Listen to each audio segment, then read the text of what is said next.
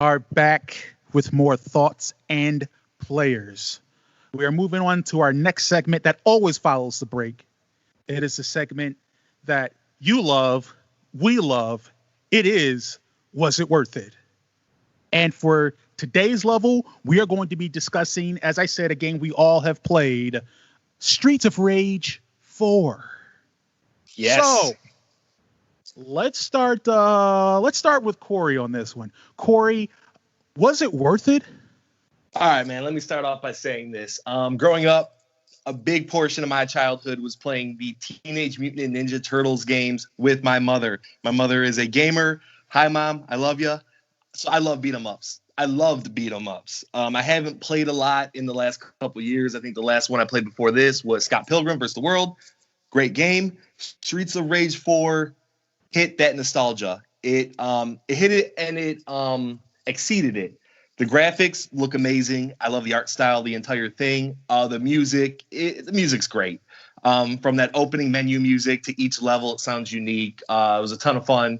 Combat was good. I actually really like the system where you press the power attack and you lose life, but you have a chance to get it back if you're good enough at the game. So it's a very good risk versus reward. A little bit on the shorter side, but I really enjoyed the game. I beat it. I tried to beat it a second time on hard. They did not lie. It was hard. So I did not do that. But yeah, I really enjoyed my time with it. Played it online with a couple friends. The online was pretty steady. It sucks that you can't do 4-player online, but I understand. Yeah, I really enjoyed it. Was it worth it for me personally? I played it on Game Pass, so it was part of my subscription. 100% it was worth it, especially if you have Game Pass. Now, $5 price for it, is it worth it? That's really up to you. The game's kind of repetitive, being that it's a beat 'em up. You know, you're doing the combos, you're walking from left to right, going from screen to screen.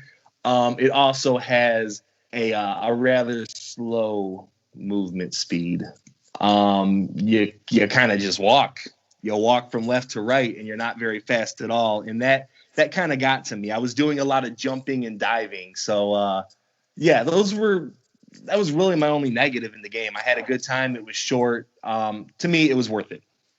Yeah, your character has a very calm, deliberate kind of walk for someone that over the course of time has to beat hundreds of people. Yeah, they're not in a rush, man. Yeah. Not at all. Yeah. David, you got to play it. Was it worth it? Yes, I paid for it. I was waiting for it. I was looking up stuff for the podcast, and I saw Street Rage 4. I was like, you've got to be kidding me. I instantly went and put on my wish list. And most of the time with nostalgia, you go back, and it's years later. You have a different mindset, and you're just like, I just liked it. I guess I just don't anymore. But this nostalgia hit, and I still like it. It didn't have an effect, even though I haven't played a beat 'em up in 15 years. Like Cory said, I liked the music. It's amazing. I like the style of it. I like the graphics. It just all flowed well for me. And I didn't beat it yet. I haven't put much time into it, but I beat half of it so far, and it's great. So being a full game and it's only $25, it's worth it. And like Cory said, if you have Game Pass, try it. I guarantee you'll at least enjoy it. What about you, Jeremy? I would have to agree with all your sentiments. Art style is great. Music is great. The combat feels good and gratifying. You do walk super slow. That is somewhat frustrating. I thought the variation in bosses was pretty good. Yeah, I thought it was overall a really good effort. And I know when you beat the game, you're able to unlock the retro characters. So basically how they would look in their 16-bit forms, as well as some hidden bosses in there. So I think if you're into that kind of stuff, it's definitely worth a second or third playthrough. On $25, man. I mean, it's pretty short for it. It is short. But I would say, I think we were kind of saying before that maybe we could estimate that a playthrough is maybe 4 or 5 hours.